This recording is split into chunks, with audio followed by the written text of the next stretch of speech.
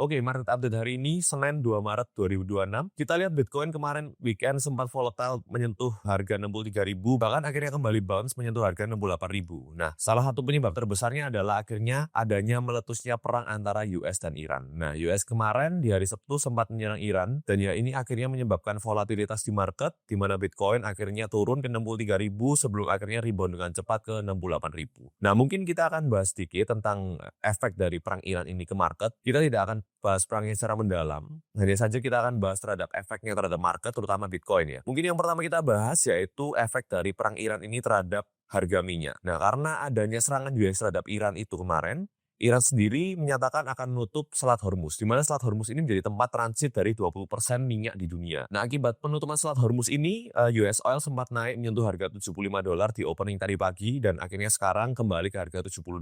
Kita lihat di sini ada beberapa oil refineries dan juga terminal ya, dan juga Selat Hormuz ini jadi tempat transit. Nah, akhirnya dari penutupan Selat Hormuz ini, adanya pembatasan dari transit kapal tanker minyak di Selat Hormuz ini, yang menyebabkan harga minyak itu sempat naik. Nah, sekarang ini ada 3 skenario yang nanti bisa mempengaruhi harga minyak ke depannya. Yang pertama yaitu adanya ceasefire atau gencatan senjata antara US dan Iran. Di mana jika opsi pertama ini terjadi, harga minyak kemungkinan bisa kembali ke harga $65, di mana harga itu sebelum harga preeskalasi perang. Dan skenario kedua, di mana adanya pergantian kepemimpinan di Iran, di Teheran, nah itu bisa menyebabkan adanya disrupsi minyak di Iran sendiri yang akhirnya juga nanti bisa menyebabkan kenaikan harga minyak. Dan yang terburuk yaitu kalau memang perang ini akhirnya berlanjut, menyebabkan adanya disrupsi dari supply chain minyak sendiri, itu bisa menyebabkan harga minyak itu sampai $108 per barrelnya. Nah, kenapa kok minyak ini cukup penting ya? Kita lihat sendiri di sini ada chart antara minyak dan CPI atau nilai inflasi. Nah, di sini kita lihat jika ketika adanya harga minyak yang mulai naik, biasanya juga disusul dengan kenaikan CPI atau inflasi, yang dimana kalau inflasi itu semakin naik, kebijakan Fed itu juga cenderung semakin hawkish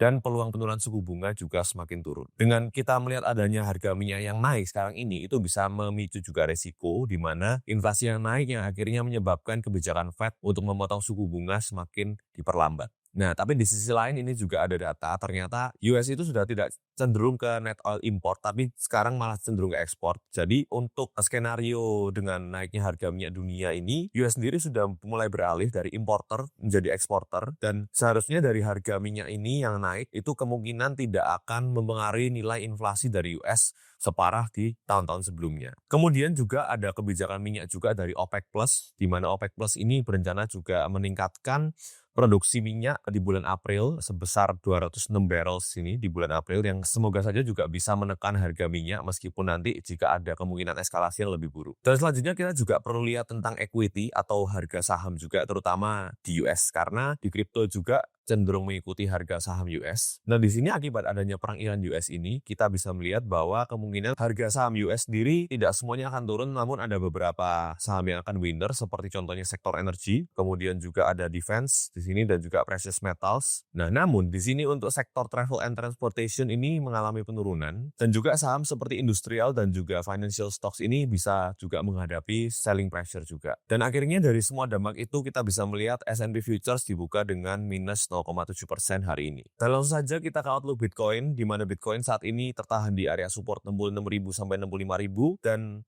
ya Bitcoin juga ada peluang juga kembali ke level 63.000, 62.000, dan di bawah level 60.000 ini seharusnya menjadi demand yang kuat untuk Bitcoin sendiri, di mana resistance level yang cukup kuat yaitu di level 74.000 sampai 71.000.